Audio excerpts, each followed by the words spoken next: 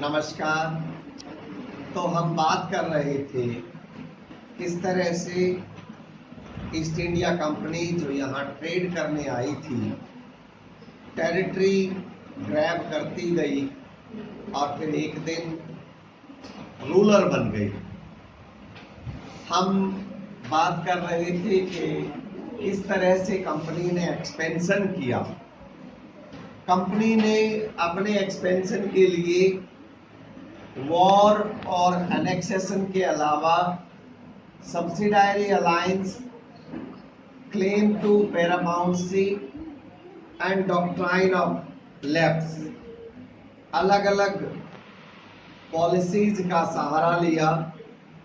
और इस तरह से अगर हम पहले देखें कि किस तरह से उन्होंने इस एरिया में सेटलमेंट के बाद फिर प्लासी में ये एरिया, फिर 1764 में यहाँ तक, देन उन्होंने मैसूर, फिर मराठे, इस तरह से वो कब्जा करते चले गए। वॉर और एनेक्सेशन एक तरीका था। इसके अलावा जब लॉर्ड हेस्टिंग्स ने 1813, देखिए लॉर्ड हेस्टिंग्स 2 बार गवर्नर रहे। एक बार तो बिल्कुल शुरू में 1772 से ही वो बन गए थे और 1785 तक रहे, और दूसरी बार फिर से 1813 से और 1823 तक रहे। दूसरी बार जब वो गवर्नर थे तो उन्होंने एक नई पॉलिसी, जिसको कि पैरामाउंसी के नाम से जाना जाता है, वो पॉलिसी उन्होंने he put this policy into force. As per this policy, the company rule was paramount or supreme. The company rule was supreme or paramount. All the Indian states were supposed to obey the paramountcy of the company rule, or if some states did not obey this, then in that case the British tried to annex those states. इन्हीं में से एक state था किटूर, कर्नाटक में। आपने रानी चेन्नम्मा का नाम बहुत सुना होगा। रानी चेन्नम्मा भी रानी लक्ष्मीबाई की तरह से बड़ी फेमस है। She put an armed resistance against the British forces. She was defeated. In 1824 she was arrested and she died in 1829. हालांकि आपको ये बात जान के हैरानी होगी कि उनके बाद किटूर के चौकीदार, एक गरीब आदमी, वो अंग्रेजों से लड़ते रहे और उन्होंने बहुत सारे लोगों को इकट्ठा कर लिया वहां पर।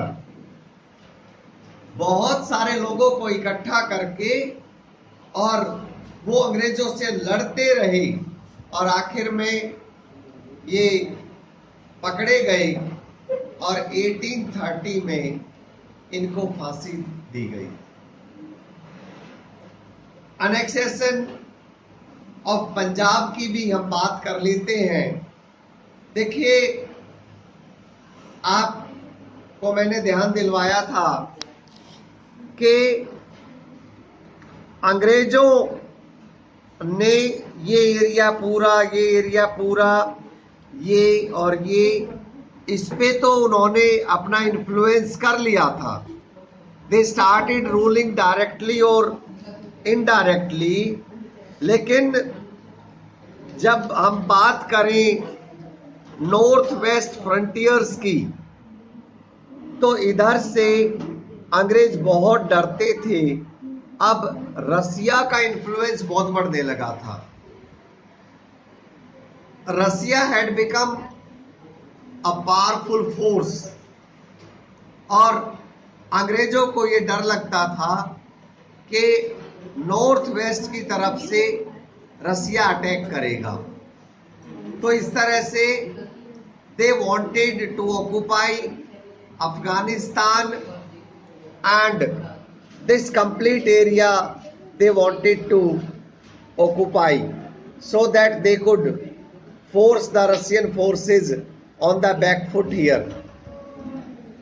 उन्होंने 1838 से 1842 तक अफगानिस्तान पर कब्जा किया, और पंजाब तब तक महाराजा रंजीत सिंह के अंडर अंग्रेजों के प्रति रेजिस्टेंस लगाता रहा जब तक महाराजा रंजीत सिंह जिंदा थे 1839 में। लेकिन 1839 में महाराजा रंजीत सिंह जी की डेथ हो गई, और उनकी डेथ के 10 साल के अंदर यानी कि 1849 तक finally Punjab was also taken under the rule of company. हालांकि महाराजा दिलीप सिंह थे महाराजा रंजीत सिंह के बाद, लेकिन महाराजा दिलीप सिंह को अंग्रेजों ने बड़ी चालाकी से इंग्लैंड भेज दिया और उनको वहीं पे पेंशन देते रहे, उनको फिर भारत आने ही नहीं दिया वापस। डॉक्ट्राइन ऑफ लैप्स की भी हम बात कर लेते हैं। हमने क्लेम टू पैरामाउंटेंसी की बात करी, हमने वॉर और एनेक्सेशन की बात करी। डॉक्ट्राइन ऑफ लैप्स की बात जब हम करें तो देखिए, इस समय गवर्नर जनरल थे लॉर्ड डलहौजी, और लॉर्ड डलहौजी गवर्नर जनरल रहे 1848 से 1856 तक। He announced this policy of doctrine of lapse. As per this policy, if an Indian ruler died without a male heir, in that case his kingdom would be lapse and would automatically go under the British rule. इस तरह की policy लेकर के आए Lord Dalhousie. इसके खिलाफ खूब लड़े, विशेषकर झांसी, लेकिन धीरे धीरे अंग्रेजों ने फोर्स कर दिया, और इसमें 17 1848 में, संबलपुर 1850 में, उदयपुर 1852 में, नागपुर 1853 में, और झांसी 1854 में वर annexed under the doctrine of lapse. तो इस तरह से हमने बात करी वॉर और एनेक्सेशन की जो पॉलिसी उन्होंने अपना रखी थी। उन्होंने एक तरीका और भी अपनाया हुआ था, दैट वाज सब्सिडायरी अलायंस। और सब्सिडायरी अलायंस की जो पॉलिसी थी उसे लेकर के आए थे Lord Wellesley. Lord Wellesley subsidiary alliance लेकर के आए और उन्होंने कहा कि भाई हम एक ऐसा अलायंस, एक ऐसी दोस्ती कर लिया करेंगे जो लोग हमसे चाहते हैं कि हम उनकी हेल्प किया करेंगे, हम उनको प्रोटेक्शन देंगे और उसके बदले में खर्च उठाना पड़ेगा सब्सिडायरी फोर्सेस का। ऐसा कहना था अंग्रेजों का। प्रोटेक्शन तो हम देंगे लेकिन राजा को, किंग को खर्चा उठाना पड़ेगा। सब्सिडायरी फोर्सेस का, उसको फोर्सेस रखनी पड़ेंगी अपने यहाँ, और वो फोर्सेस होंगी अंग्रेजों की, खर्च उठाएगा। राजा। इस तरह, और अगर बाई चांस वो राजा समय पर खर्चा नहीं उठा पाया तो फिर क्या किया जाएगा कि उसके राज्य में से कुछ टेरिटरी अंग्रेजों के राज्य में मिला दी जाएगी।